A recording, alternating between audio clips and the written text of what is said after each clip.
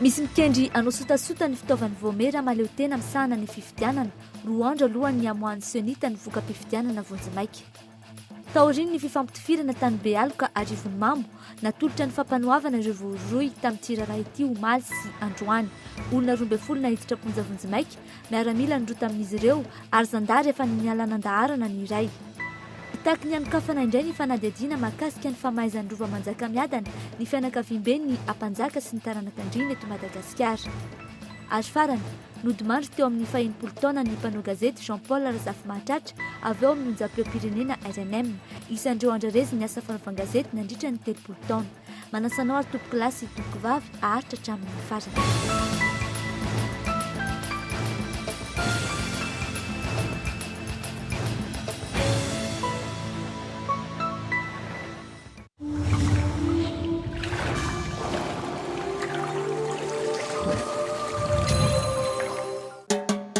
Trano ampilaminatsaina ve ianao? Nataonao mihitsy sy tolotry ny analogy ity. Trano misy jiro sy rano mafana, zaridaina ary tonga ny fiara amin'ny vidiny tena mirary. Misy efitra 3 na 4 arak'izay ilainao any an-drano manilatra Tsirabe. Tarafiden'izao sahady angeny ankantony rehefa ho fenonao fanaka raiso tanana no avinao. Atso ny laharana 032 05 910 56 na midira ao amin'ny tranokala analogue.amg. Andao hiara-norina ny tanànantsika.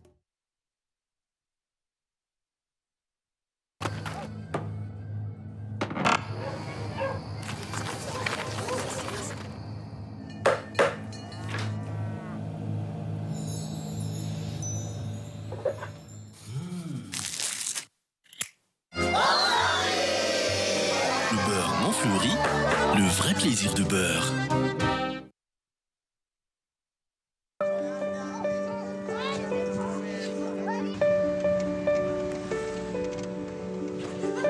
Femmes, nous voulons être nous-mêmes, libres et respectées. Femmes, tour à tour fortes ou fragiles, nous aimons. Femmes, nous profitons de chaque instant de la vie. Softex, pour nous et tellement nous.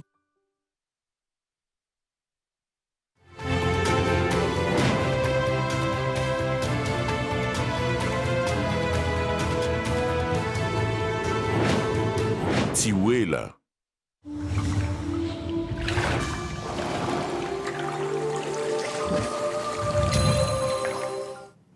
Dia mbola faly mitsidika ny tokantranonao indray tompoky lasy tompoky fa avy amin'izao hariva izao ampanajana no hiara-bananao sy hanasananao anaraka ny fampahalam-baovao eto amin'ny KOLO TV sy ny KOLO FM hatramin'ny farany. Vaovao mahakasika ny voka-pifidianana avy hatrany anomboantsika ny fampahalam-baovao mahakasika ny fifidianana raha marimarina kokoa. 2 andro tsy hahatongavan'ny andro ilazan'ny seni tampahibe maso ny voka-pifidianana efa mipetrapetraka avokoa ireo fandaminana rehetra amin'ny fanatanterahana izany. Profitant avy any amin'ny faritra Ambovombe sisa no nandrasana tamin'ny fotoana nandalovan'ny mpanao gazety teny amin'ny foiben'ny senita teny Alarobia. Fanadihadiana no tanterahany Indien ratsanson. Raha ny lalàna mifeny fifidianana no asehanteny manana 10 andro aorian'ny fahatongavan'ny procès verbaux rehetra ny senita ahafahany manatanteraka amin'ny atsakany sy andavany ny fanamarinana na ny confrontation valin'ny fifidianana tonga eny an-toerana. Raha ny fanazavana azo tamin'ny tompona andraikitra avy eo amin'ny senita tanjona napetraka ireto farany ny fahavitan'ny fanisana rehetra alohan'ny 20 novambra, izany hoe amin'ny zoma zao. Ho tratra ny tanjona napetraka ho hiatrany izy ireo. Andro roa mialoha ny eritreretan'ny senita nanaovana izay proclamation izay dia azo lazaina hoe mandroso dia mandroso ihany makany amin'ny fahatratrarana an'ilay tanjona satria 4 sy 7 zao ny BV andrasana amintsika amin'ny ora zao amin'ny 12 ora atoandro zao nefa io 4 sy 7 io dia ny any Ambovombe andro no andrasana izay efa andalana tongona amin'ny 2 tolakandro ny fahatongavana eto amin'ny senita dia miandry an'izay tsika nefa io Ambovombe io raha jerentsika dia 480 BV no any or nefa ny raha ny données hitatsika eto dia efa vita sezita à partir ny PV scanné avy any zany ny 377 dikan'izay zany 103 ihany zany ny tena hoe andrasana antsika amin'ny teny zao dia ny 301 mameno azy 404 zany dia mbola mila ina moa ty fandaminana atao anatin'ny senita zany hoe misy olana reo PV reo ka ao anatiny mandamina azy ny commissaire national amin'izao fotoana izao. Raha ny mahakasika ny olana misy kosa indray na ny anomalia, teny fampiasan'ny mpikambana rehetra ao amin'ny senita io ilazana tsy fitoviana eo amin'ny taremarika, tsy mikasika ny vaton'ny candidat ny senita fa any amin'ny tsy fitoviana nisan'ny mpifidy sy nisan'ny vatomaty ary ny vato tsy manan-kero no anaovana fanamarinana, zany hoe nisan'ny mpifidy na ny votant, analana ny vatomaty sy ny vatofotsy na ny blanc et nul no mira ho vaton'ny candidat na suffrage exprimé. Amin'ny ankapobeny anie ny anomaliany ny terny zay teny hoe anomalie zany anie hoe manaitra sofiny fa ny zavatra misy anie maro ny zavatra mety hitranga hita any fa zavatra ohatra fotsiny zao adininy ireo inona ma ty ny président ny membre andro bureau de vote reo zany manoratra ny inscrit ohatra anatin'le PV de votery efa azo lazaina hoe anomalie zay de jerena anatin'ny base de données tsika any hoe firma ny inscrit amin'ny toeran'io dia atao zay famenona zay ny zava-misy zany hoe tsy azontsika atao zany mamoaka ny données zany raha tsy milamina reny chiffre reny. Raha ny fanazavana azo tena toerana ihany, nisy tokoa ny piratage fa tamina sita ivelan'ny serveur ao amin'ny FOIB. Nanamafy noho izany ity tompona andraikitra ity fa tsy mahakasika velivelon'ny données ao amin'ny FOIB ny fanovana atao amin'ireny sita ireny. Amin'ny zoma fahavalo ny volana novambra ho avy izao zany ny filazana pahibe maso ny voka-pifidianana araka ny tetiandro napetraky ny senita. Ny valo novambra izao 4 andro ao aorian'ny fifidianana namoaka ny valim-pifidianana vonjimaika ny ao anivon'ny Vaomierama teny misana ny fifidianana mandritry ny tezamita na ny senita. Misy ny mikendry sy mikasa ny anankirotana izany araka ny fanadihadiana sy ny loharanom-baovao maromaro nanontaniany ny mpanao gazety miainga amin'ny fikasana animba ny fitaovan'ny senita izany fanadihadiana. Miely ny feo amin'izao fotoana izao fa misy olona mitady animba ny fitaovan'ny senita izay amoaka ny valim-pifidianana vonjimaika amin'ny zoma ho avy izao. Nikarika ny vaovao momba izany ny mpanao gazety ary azonay ny anarana sy ny mombamomba an'ireo olona ireo amin'ny ankapobeny. Araka ny fanadihadiana manokana natao, olona maromaro no mandrafitra ireto mikonokonona fanakorontanana ireto. Mpanao politika fanta-bahoaka iray no mpitarika azy ireo, izay ahitana filoam-pokotany eto Antananarivo 2, reservista iray, mpikambana eo anivon'ny kongresin'ny tetezamita iray, mpanao aiady sy hafa. Raha ny feo mandeha ihany koa alohan'ny andramoan'ny senita ny voka-pifidianana vonjimaika, izany hoe ny 9 novambra ho avy izao izy ireo no mikasa hanao izany tetika ratsy izany. Efa nanano mpitandro filaminana ny ampahambaovao momba io fikonokononana fanakorontanana io ary efa misy fanaraha-maso momba izany ataon'izy ireo ankehitriny raha ny fanadihadiana nataona hiatrany. Fantatra ihany koa fa namafisina kokoa ny fiambenana ny foibetoerany Vaomierama tena misahana ny fifidianana etsy Alarobia nanomboka ao Malariva. Mpitandro ny filaminana mandeha fiara no fantatra fa nanamafy ny fitandrona ny filaminana izay eny an-toerana 420 ora noho ny 420 ora. Vaovao mahakasika ny voka-pifidianana hatrany vokatra avy amin'ny biro fandatsaham-bato miisa 720 sy 709 sy iray alina amin'izao fotoana izao no efa voamary ny Vaomierama tena misahana ny fifidianana. Hita tamin'izany ny tahapavitriany izay mahatratra amin'ny 280 faingo 270 isan-jato ka mety njara tahaka izao ny isam-bato mitarika hatrany alohatreto Jean-Louis Robinson amin'ny isam-bato 220 faingo 530 isan-jato eo amin'ny laharana faharoa Erajonary Mampianina 510 faingo 770 isan-jato fahatelo no ahitana ny kandida ny Malagasy miara-miainga Ajo Andrianenarivelo amin'ny isam-bato 10 faingo 730 isan-jato. Manaraka azy ao i Roland Ratsiraka amin'ny isam-bato 7 faingo 4 isan-jato ary faran'ny kandida Camille Vital amin'ny isam-bato 9 faingo 440 isan-jato. Filan-kevitry ny minisitra androany teny Avoloa no resahana nandritra izany ny tsy fahatombanina tamin'ny fifidianana ka nanaingan'ny senita ny filohan'ny tetezamita Andrindrina Rajoelina mba hampiditra an'ireo mpifidy tsy ao anatin'ny listim-pifidianana amin'ny fihodinana voalohany ny fihodinana faharoa ary ny zarana an'ireo karatry ny mpifidy mbola tsy voazara fa indrindra ny anatevenana ny fampianarana sy ny fanentanana ny fampiasana ny bileta tokana sy ny fampiakarana ny tambikarama ho an'ireo mpikambana ao amin'ny biro fandatsaham-bato. Tapaka nandritra izany ihany koa fa ilaina ny mampitahana ireo voka-pifidianana rehetra ary ilaina ihany koa ny hanomezana laharana mazava tsara voalohany hatramin'ny 1 sy 2 alina ny biro fandatsaham-bato amin'ny fihodinana faharoa. Faraikitra kosa ny ady ho iatrany ireo vondron'olona ao amin'ny CDE miaraka amin'ny sesha safy mahova satria hitovy amin'ny valim-pifidianana fihodinana faharoa tamin'ny 9,790 izany hoe 4,400 ny elanelana eo amin'ny mpifaninana amin'ny fifidianana fihodinana faharoa. Misy elanelana 100 ny vaton'ny mpifaninana amin'ny 20 Desambra mba hisian'ny fitoniana raha ny fanazavan'izy ireo. Nangataka ny fijoroany iray aman-dreny ao amin'ny FFKM ihany koa ireto vondrona ao amin'ny CDE ireto aorian'ny fifidianana isan'ny nomen'izy ireo mafy ny senita teto fanampanazavana. Raha ohatran'izao zany ny fikarakarana valim-pifidianana amin'ny deuxième tour dia mety misy ady eto satria mampiahiahy mihitsiny ny fomba fitantanana ny fifidianana ankehitriny. Lany amina rendrarendra ny volo, hitatsika ny t-shirt, hitatsika samy mifidy, zany andeha mifidy. Hitatsika hoe misy an'le hoe senita etc. Amizay hitan'ny olona varia ambadika ary ny olona mifidy. Tsy izy oloara akory le izy. Olana daholo reny, lany amin'ny rendrarendra zany ny volo, fa tsy lany amin'ny tokony ho izy. Hoe raha ny moyen zany anana ny senita androany tsy azo ekena ny fandehany hoe fandehany zao hoe valim-pifidianana mandeha moro zao. Ho azy ireo tsy misy lanjany intsony lalam-panorenana amin'ny feny repoblika fahaefatra raha vantany vao tafapetraka amin'ny toerany filoham-pirenena. Nilaza tamin'ny fomba ofisialy ihany koa isesha safy mahova fa hanoana ny kandidatra valomanana marika izy ao aorian'ny fifidianana amin'ny fifidianana fihodinana faharoa. Pejy kosa indray no anohizana ny fampahalam-baovao mahakasika ny trangam-piarahamonina. Tao anatin'ny indray mpimaso dia potika daholo ny entana rehetra tao amin'ilay trano nirehatra tetsy Ambatomainty androany alarobia 1 Novambra tokony ho tamin'ny 7 maraina. Fifampikasoana taribia na court-circuit no nahatonga ny firehetana tamin'izany. Ny fanometanana namono ny afy ihany koa ny teny an-toerana saingy tsy nahafaty izany raha tsy ny mpamonjy voina mihitsy no tonga teny. Ny zavotaka ny mponina tetsy Ambatomainty nanatrika izany. Fanampanazavana. Ty zany tokony voky efa ela be zany tsany to may tokony doika voly apoapy efa lera mantoa ao akaikely eo tokony anao tanamarina la anatobakaranao amintsena le talle olona zay ny tena lera mantoa efa fa lera reka be voly any.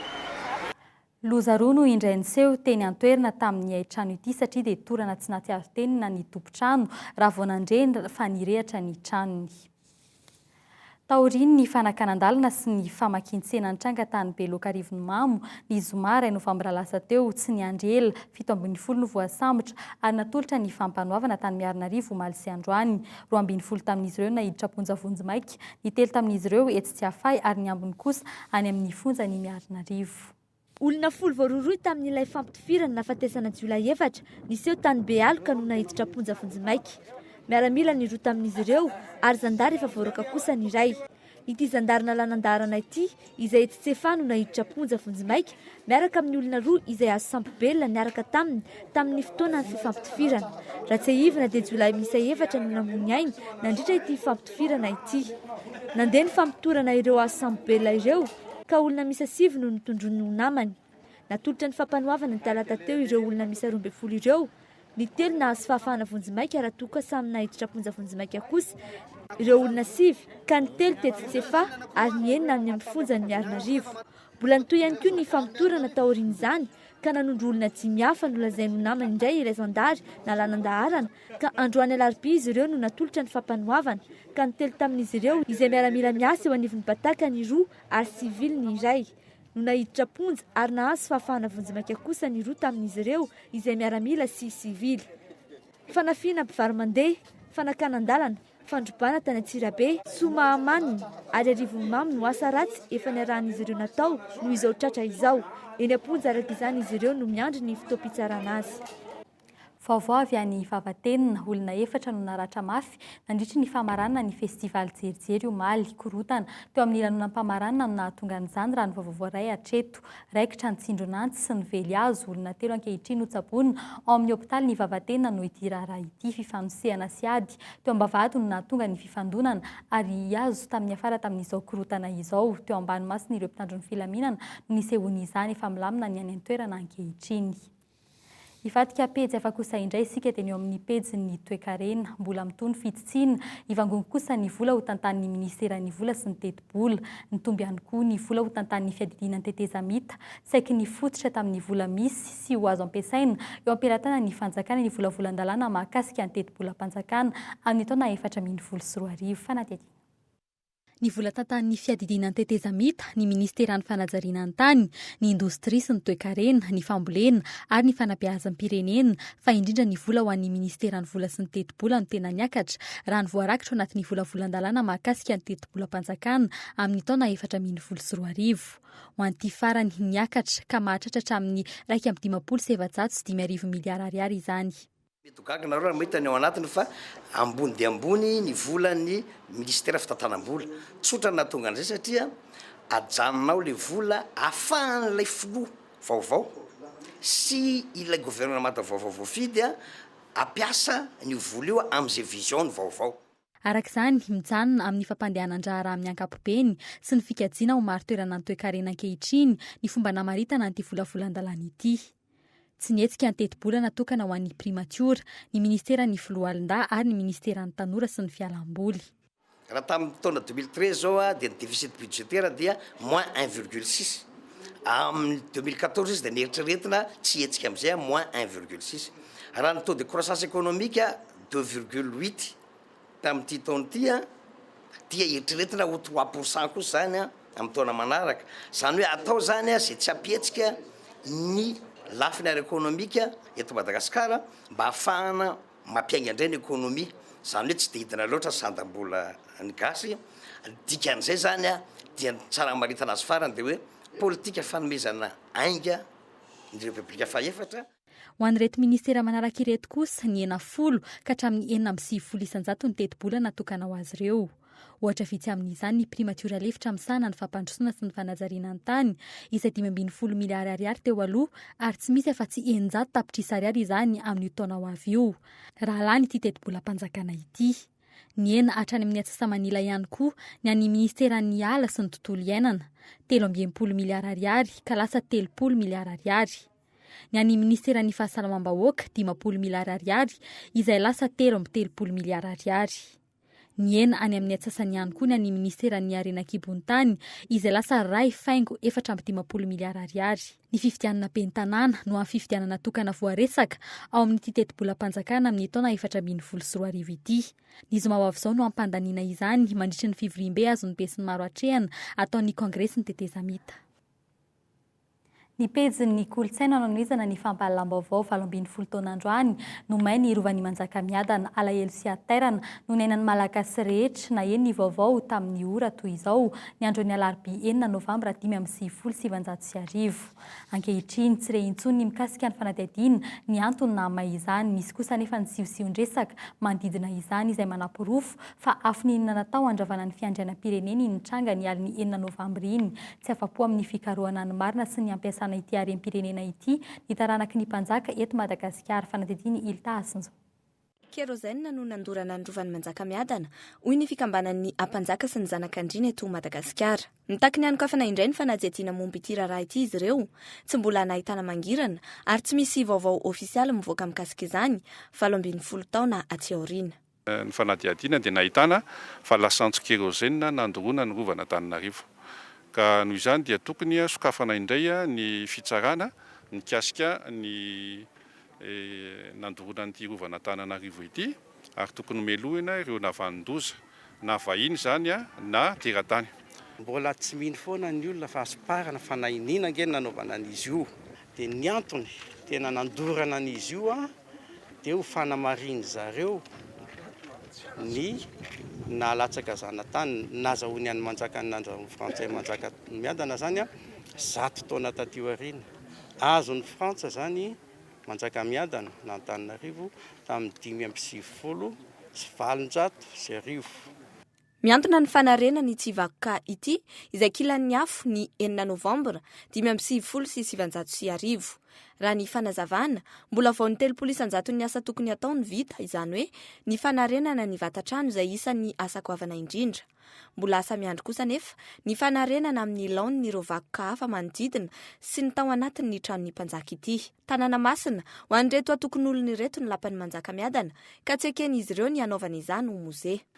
Mbola tsy tena mahafa-po loatra aloha hatramin'izao ny zavatra vita satria mbola tsy tena manaraka tsaka le tena sotoavana sy ny kolotsaina malagasy. I Rovan'Antananarivo misy ny lapa-manjaka miadana dia tsy mozea mihitsy musée fa lapana mpanjaka. Ka noho izany ny fanarenana rehetra atao dia tokony ho fanarenana amin'ny malapany mpanjaka azy. Androany tafiditra tao anatin'ny fahatsiarovana ny namaindrova nisy ny hetsika iaino manjaka miadana izay nokarakaraina hamelomana indray ireo tantaran'ity vakoka manatantara ity. Tanora latsaka ny 20 taona tsy mbola nahita ny rova tamin'ny endriny fahizay no nitarijy ireo mpitsidika. Mahasarika mpitsidika anjatony isan-kerinandro ny rovan'ny manjaka miadana na dia tsy mbola vita aza ny fanarenana azy. Ireo vahiny no tena maro tonga ety raha ny fanazavana. Androany kosa ny sokatra maimaim-poana ho an'ny daholobe ny rova ka maro ireo tanora no nirotra nitsidika izany. Ny rovan'ny manjaka miadana tsy vitany hoe fa may sy tsy mety vita fanarenana ankehitriny fa manomboka efa very hatrany ampianaran'ny tanora ihany koa. Tsy ampy ny fahalalana ankapobeny momba ny vanim-potoana fahampanjaka teto Madagasikara ka isan'izany tantaran'ny rova tsapan'ny tanora UNESCO 20 taona taty aorian'iny zava-doza iny ianarana any an-tsekoly ny tantaran'ny Madagasikara saingy tsy tena voafehin'ny ankizy sy ny tanora loatra izany raha ampitahaina amin'ny tantaran'izao tontolo izao toy ny ady lehibe ohatra fanadidiny Iltasy ny zoatrany. 6 novembre 1995 trano mpanjaka. Enona mpanjaka efa mipetraka tato amin'ity rova manjaka miadana ity. Fitsidiana ny vakoka manatantara isan'ireo fomba entin'ny sekoly ampianaran'ireo ankizy efa hatriny ela izany ho an'ity androandroany ity. Tanora sy mpianatra no akamaroan'ireo tonga nitsidika ny rova. Mifameno sy manamafy ny fahalalana anoratovina tany an-tsekoly izany. Nikasikan'ireo mpanjaka fandimby teto Madagasikara izany dia ireo fanjakana lehibe efatra izay. Dia voafehany ity izy rehefa hoe miala amin'ny primaire zareo? Voafehany tsara. Antony ampy azy ilay izy dia tokony ampiana izany amin'ny fanaovana ny vizity fitsidihana ohatran'izao ireo rova sy ireo zavatra rehetra tokony ho fatany amin'izany. Liana ny ankizy, mpitantarangano rahateo no mpitaridy ka amin'ny fomba mahafinaritra sy mahaliana no anazavana ny fizotry ny tantara. Tsy maro anefa ny ankizy no manao fitsidiana toy izao, tsy ampy ny fahalalan'ny tanora ny tantara ny firenena malagasy. Isika mako rehefa mampianatra koa mpanabe ny ampianarana dia tonga dia hoe resaka hoe andrenam-pony merina foana. Marina fa mpanjaka erisina lasy tsy eto amin'ity faritra merina ity fa andrianjaka zany no nanjaka voalohany teto amin'ity Antananarivo ity. Ary avy amin'ny andrianjaka na viany anarana hoe Antananarivo. Ary tsy Antananarivo koa ny anarana tamin'izany fotoana izany fa hoe Antananan'ny Arivolahy. Any amin'ny ambaratonga fototra ihany no tena ivalaparana ny fianarana ny vanim-potoana fahampanjaka ho an'ny fandaharam-pianarana malagasy. Amin'ny ambaratonga ambonimbony kokoa ny tantaran'ny firenena izao tontolo izao no mibahana. Tsy ampy amenona ny saina ananana fahalalana ankapobeny izany ho an'ny tanora. Tsy dia hoe mibe dia be ny zavatra fantako satria ilay izy ohatrany tamin'ny classe de 7e zao ilay izy ny anarana farany fa ohatra hoe classe de terminale zao dia deuxième guerre ny tena mibahana indrindrany tantara avy any ivelany fa resaka rova izany tsy dia misy fa le amin'ny gazety izao ny ahafantarako hoe nisy an'izao zao. Inona zavatra fantatra mikasika ny rova manjaka miadana? Ny fanamaindrova dia ny mombamomba ny atao anatin'ny rova izany.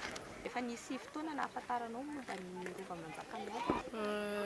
Ie, efa nisy any fa kely tsy mahafeno an'ilay izy. Inona ny sakana tsy hanitarana ny tantaran'ny rovan'ny manjaka miadana na ny tantaran'ireo andriana sy ny mpanjaka amin'ny ankapobeny manerana ny nosy ao anatin'ny fandaharam-pianaran'ny zanaka malagasy ankehitriny. Raha toa ka lahara-pahamehana ho an'ny firenena mandroso hafa mialoha ny baccalauréat ny fampianarana ny tantaran'ny vanim-potoana ny fahampanjaka sy ny revolisiona samihafa tany amin'izy ireo. Vaovao mampalahelo eo amin'ny sehatry ny asa fanaovan-gazety banga iray ireo zokibe mpanao gazety namana nanana ny lazany teto amin'ny firenena nodimandry ny mpanao gazety Jean Paul Razafy Mahatratra avy eo amin'ny onjam-pirenena RNM famidinana. Misaona ny asa fanaovan-gazety eto Madagasikara. Nodimandry alina teo amin'ny 20 taona ny zokibe mpanao gazety Jean Paul Razafy Mahatratra avy ao amin'ny radio Madagasikara. Efa eo am-pikarakarana ny fisotrondronoana izy no izao ndosiny fahafatesana izao. Noho ny aretina diabeta efa nandazo azy hatramin'ny ela araky ny fanazavana azo avy amin'ny namana Jean Nomenjanahary mpanao gazety niara-ny asa taminy nandritry ny taona maro. Isan'ireo andraresiny ny asa fanaovan-gazety tao amin'ny radio-pirenena i Jean Paul Razafy Mahatratra ary ny vaovao amin'ny teny frantsay no tena talentany. Efa nanao famokarana fandarana ihany koa izy ary isan'ireo mpanao gazety vavolombelony tantaran'i Madagasikara. Mpanao gazety feno nandritry ny 30 taona, nianatra manokana momba ity asa ity ary andiany indray ny hira tamin'ny Dufin Rakotomaharo, 7 Ratoverson, Andrianjato, Gilbert Arzatov sy ny sisa. Amin'ny alahady avy izao moa no alevina ny nofo mangatsikany raha ny fandaram-potoana lohatreto. Eny amin'ny trano fonenany eny Anosy ny nofo mangatsikany ankehitriny. Ny ekipa ny KOLO FM sy ny KOLO TV rehetra indrindra ny departemanta ny fampahalaam-baovao iray manontolo dia mampahery ny fianakavian'ny tompo-kilasy ireo namana mpanao gazety ao amin'ny RNM sy ny TVM ihany koa. Ny pejy ny fampianarana kosa no anoizantsika ny fampahalaam-baovao mitentina 700 tapitrisa ariary ny vola tsy maintsy alohan'ny fanjakana malagasy any amin'ny Université ny Jiangsu any Chine. Ho an'ireo mpianatra 5 amin'ny 270 mianatra any, izany teti-bola ilaina etsy andaniny manambara ny fampidiana azy ireo atanindrazana ny Université any Chine raha tsy manefa izay trosa izay sika malagasy fanatetihana rindra Andrianomanana. Fitaranana mpianatra miisa 5 no ampelantanan'ny Ministera fampianarana sy ny fikarohana ara-tsiansa hatreto amin'ny mpianatra 270 any Chine. Mitetina 4 miliara ariary mahery ny fandanian'ireo mpianatra 270 ao anatin'ny herintaona. Ny fandefasana ampahana vola sy fifampirarahana amin'ny université aloha hatreto no vaolan'ny Ministera andaminana ny fianaran'ireo mpianatra any toerana. Satria mihoatra ny 700 millions de FMG zany ho an'ny mpianatra 5. Ka io indrindra ny petrahan'ny olana hoe ny aizany ahitana an'izany vola zany eo ampamaranana ny taona zao amin'ny fotoana izay nazahoanay baiko avy amin'ny ministère ny finance et budget hoe tsy maintsy ampienana arak'izay azo atao ny fandaniany ny fanjakana ny volana. Ka mbola eo amin'ny ampitadiavana ny vaolana zay amin'izao tsika miteny zao. Noho ny politika ny fitsitsiana miezaka ny Ministera ny fampianarana sy ny fikarohana ara-tsiansa andaminana ny toe-bola ao anatin'ny taona iray. Momba ny vola mitetina 2.4 miliara ariary indray mbola manamaivana ny trosa amin'ny Université Jiangsu, izany ka tsy mbola mamatanteraka ny olan'ireo mpianatra mandrato fianarana any toerana tsy mbola nivoaka io vola io. Tsy ny dépense rehetra. Le 1 milliard 400 millions d'ariary dia miainga avy amin'ny taremarika nampitainy ny Université Géosciences de Yuan mahakasika mpianatra 400 dia nangatahana tamin'ny Ministère ny Finance et Budget izy io ary azo tamin'ny alalan'ny crédit complémentaire. Nandalo ny visa maromaro fa ny visa farany any amin'ny tezamita zany ny sisandrasana tsy afahana mandefa an'io. Teti-bola ho an'ny mpianatra 570 ihany no zakany kitapo-mbola mpanjakana izay mbola miankina amin'ny fanapakevitry ny fitondrana. Anisan'ny vahaolana napetraka ho an'ireo mpianatra ny fitazomana 720 amin'ireo 270 ny 370 ambiny izany ampodiana ary kasana ampidirana amin'ny Université mpanjakana eto Madagasikara. Tsy mbola raikitra nefa ary mitizana ososikevitra izany ka mbola mitony hidinka amin'ny fitondrana malagasy Université any Chine momba n'ireo mpianatra malagasy ireo. Iverenantsika ny pejy politika mahakasika ny fifidianana Beny Lesoka izay mety hitera-doza ho an'ny firenena raha toa ka mbola manao amboletra tsy ampiheverana isika malagasy hoy ny Oscar. Ny RNDC ary ny afary malagasy raha nanao ny tatitra mahakasika ny fanaraha-maso ny fifidianana farany teo izy ireo androany. Nambaran'izy ireo tamin'izany fa ny 750 isanjaton'ny malagasy no tsy faly amin'ny fomba nantanterahana ny fifidianana fihodinana voalohany indrindra noho ny toetra aseho ny fianakaviam-be iraisam-pirenena. Mila fanarenana arak'izany raha nambaran'izy ireo hatrany ny fiatrehana ny fihodinana faharoa izay mifanindran-dalana amin'ny fifidianana solombavam-bahoaka fanampanazavana. aoka sika zany a tsy anaiky be fahatany ny baikony avy any velany a fa kosa anao fifidianana ekeny rehetra dia ny faharoa tokony hisy ny lisym-pifidianana fanampiny miainga any amin'ny fokotany ary zahay koa zany dia miahiahy amin'ny zava-doza mety hitranga amin'ny fampiarahana ny hoe fifidianana solombavam-bahoaka sy ny fiodinana faharoa ary eo mihitsy ny tena isarianay a ny sain'ny CES sy ny Société ary ny fitondrana malagasy a mba hijery akaiky ny malagasy satria raha malagasy izy ity. Ny pejy ny kolotsaina no entsika mamarina ny fampahalamba-baovao amin'ity hariva ity. Isy ny fananana ankira karakarain'ny CGM Analakely natao fanentanana ny tanora hitodika misimisy kokoa amin'ny fitandrona ny tontolo iainana. Isan'ny antony ny fahasimban'ny tontolo iainana eto Madagasikara, ny fomba mampanao amin'ny fitrandrana ny ala izay miantraika ihany koa amin'ireo biby maro efa ina olany taminga ny fanadihadiana. Manodidina ny 2 hekitara ny ala simba vokatry ny fanaovana arina raha ny tatitra navoaka ny VAOVAO Amerikanina. Anome ohatra amin'ny alalan'ny fandraisany anjara amin'ny fifananana ankira momba ny fiarovana ny tontolo iainana iny aina. Nandrisika ny tena anao ity fifananana ity moa zany dia fanamporafonany mbola malagasy ary tsapa fa mbola anisan'ny manana tontolo iainana mahafinaritra isika malagasy. Na dia efa reny amin'ny fahitalavitra isan-karazany ary fa mibetsaka ny doro tanety mihamaro dia avoitra hatrany zany hoe apresiana koa ny olona hoe mba hajaina ny tontolo iainana satria io anisan'ny harena lehibe amin'ny firenena anankiray. Naingam-panahin'ireo mpanakanto malagasy no entina hitazana ny fomba fijerin'ireo tanora amin'ny fiarovana ny zavaboary. Andray an-tanana ity tetikasa andiany voalohany ity ny CGM sy ny GIZ. Loha hevitra ny hoe ira maitso isokatra ho an'ny sokajy-taona rehetra ny fifaninanana ary tsy mifidy gadokira, ira amin'ny teny malagasy no afaka mifaninana. Misokatra na ankizy kely 7 taona izy no afaka mamorona dia afaka mamorona an'ilay hira izy. Raha ohatra ilay izy ka hoe misy antokon'olona tanora na antitra na olona ray na olona roa na olona telo afaka atao groupe, afaka atao mandeha tsirairay fa ny zavatra tadiavina zany dia hira vaovao ny foronina ka mandefa mampita n'io message io. Anaty kapila mangirana roa no anaterana ny sanganasa ao amin'ny CGM mialohan'ny 20 Novambra amin'ny 4 amin'ny 20 Desambra no ivoaka ny valin'ny fifaninanana ahazo fiofanana maharitra 3 andro. Ireo mpamorokira 3 voalohany akoatra ny loka hatramin'ny retapitrisa ariary.